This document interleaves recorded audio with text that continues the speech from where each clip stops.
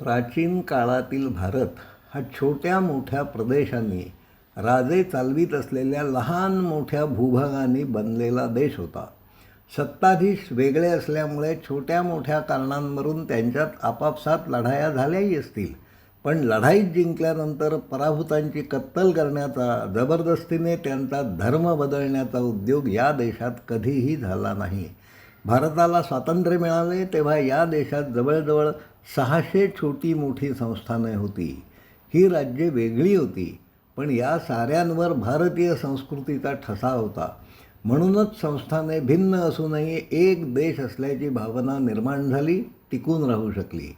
या भिन्न प्रांतातून नांदणारे नागरिक रामायण, महाभारत, पुराणांना आपला पवित्र ग्रंथ मानत होते. जैन, बौद्ध, हिंदू हे सारे भिन्न धर्मीय होते. त्यांचे आपापसात वाद असतीलही, पण धर्मावरून आपापसात लढाया न करता ते एकमेकाबरोबर सुखाने नांदत होते. अखंड भारतात पसरलेल्या लहान मोठ्या साऱ्या प्रदेशातून वेद, उपनिषदे म्हटली जात होती, पुराणकथा सांगितल्या जात होत्या. या देशात राहणारी सारी माणसे हिंदू नव्हती, पण आपण सारे एका अदृश्य धाग्याने एकमेकाशी जोडलेले आहोत हे अनेक भारतीयांना माहीत होते. शत्रूचा नव्हे तर शत्रुबुद्धीचा नाश व्हावा असे घराघरातून म्हटले जात होते. हिंदू दुसऱ्या धर्माच्या कोणत्याही व्यक्तीला हिंदू म्हणून बाटवू शकत नाही. जीवन हा वर्तुळाच्या परिघाकडून मध्याकडे होणारा प्रवास आहे. त्रिज्या अनंत असू शकतात. तसेच प्रत्येकाने स्वतःच्या धर्माचे पालन करावे हा हिंदू धर्माचा गाभा, त्याचा आशय साऱ्यांपर्यंत पोचलेला होता. सुखाचा शोध हा आत घ्यायचा असतो. या देशातील बुद्धिमान शहाणी माणसे जगावर राज्य करण्याचे स्वप्न कधीच पाहत नव्हती, तर अंतिम सत्याचा शोध घेण्यासाठी स्वतःच्या आत डोकावत होती. हिमालयाची वाट पकडीत होती. बहिर्जगतापेक्षा मन नियंत्रित करता येणे अधिक महत्त्वाचे हे सत्य त्यांना कळले होते.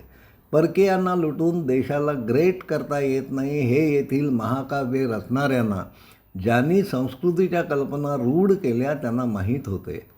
8व्या शतकापासून मुस्लिमांची आक्रमणे सोसूनही या देशात किमान गरजा भागविण्यापुरत्या वस्तूंची निर्मिती होत होती. किंबहुना या देशातून मोठ्या प्रमाणावर वस्तू निर्यात होत होत्या. गावगाडा बराचसा नीट हाकला जात होता. या देशात रामराज्य होते असे मी म्हणणार नाही, ते कधीच नव्हते. जगात सर्वसुखी अशी व्यक्ती देश कोठेच नसतो. कोणा ना कोणाच्या तरी वाट्याला वेदना, दुःखे येत असतातच. काही मोजकी माणसे सुखात लोळत असतात. बऱ्याच प्रदेशात 17व्या शतकाच्या अखेरपर्यंत देशातील व्यवहार बरेचसे नीट चालू होते. मुस्लिमांच्या, विशेषतः इंग्रजांच्या आक्रमणानंतर हे चित्र बदलले. संपन्न असणाऱ्या देशाला भिकेला लावण्याचे मुख्य पाप इंग्रजांनी केले आहे. एकेकाळी अर्ध्या जगावर राज्य करणाऱ्या इंग्रजांची गाडीही सध्या घसरणीकडे वेगाने धावू लागली आहे.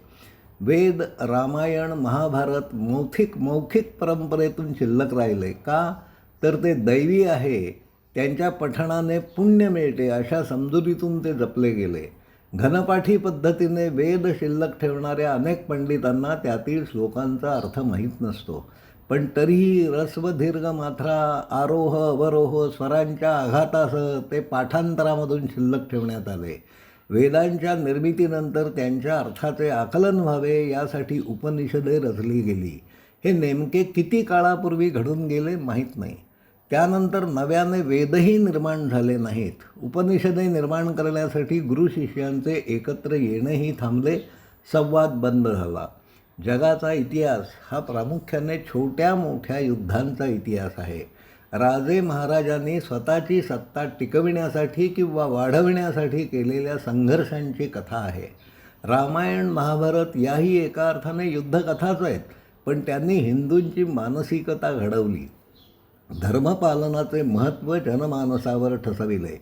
किंबहुना म्हणूनच हिंदूंनी दुसऱ्या कोणत्याही प्रदेशावर कधीच आक्रमण केले नाही. रामायण, महाभारत या महाकाव्यांनी देशाला संस्कृतीचे धडे दिले. वडिलांनी तसा शब्द दिला आहे म्हणून राज्यावरचा अधिकार सोडून राम वनवासाच्या वाटेने निघून जातो. वनवास हा सुखाचा नसेल हे माहीत असूनही दशरथाच्या वचनासाठी राज्यावर पाणी सोडणे सोपे नाही. भरताला राज्य मिळाल्यानंतर रामाच्या पादुका सिंहासनावर ठेवून राज्याचा गाडा हाकणे हेही सोपे नाही. त्या काळातील कुटुंब व्यवस्था, धर्मनियम कसे असले पाहिजेत याची कल्पना रामायणावरून येऊ शकते. महाभारताने जगाला गीतेचे तत्त्वज्ञान दिले, जीवनाच्या वास्तवाची जाणीव करून दिली. बहिर्जगतात दिसते ते सत्य नाही, सारे काही विनाशी आहे, उत्पत्ती व नाशाचा खेळ सतत चालत असतो. ज्याच्यापासून हे जग निर्माण झाले आहे हा सारा त्याचा खेळ आहे. प्रत्येकाने त्याचा धर्म पाळावा. रणांगणावर आल्यावर युद्ध करणे हा तुझा धर्म आहे, त्याचे पालन कर. युद्धात मेलास तर स्वर्ग मिळेल, जिंकलास तर पृथ्वीचे राज्य मिळेल, असे कृष्ण अर्जुनाला सांगतो. गीतेचे सार थोडक्यात सांगता येणार नाही. आजच्या पदार्थविज्ञान, रसायनशास्त्र, अंतराळ विज्ञानाच्या नजरेतून गीता समजून घ्यायला लागेल. काळचक्र हे सतत फिरत असते, पण गीतेने जे सुचविले आहे ते कालातीत आहे. वेद, उपनिषदे, महाकाव्ये, पुराणांनी जगाला जे काही दिले आहे ते अत्यंत महत्त्वाचे आहे.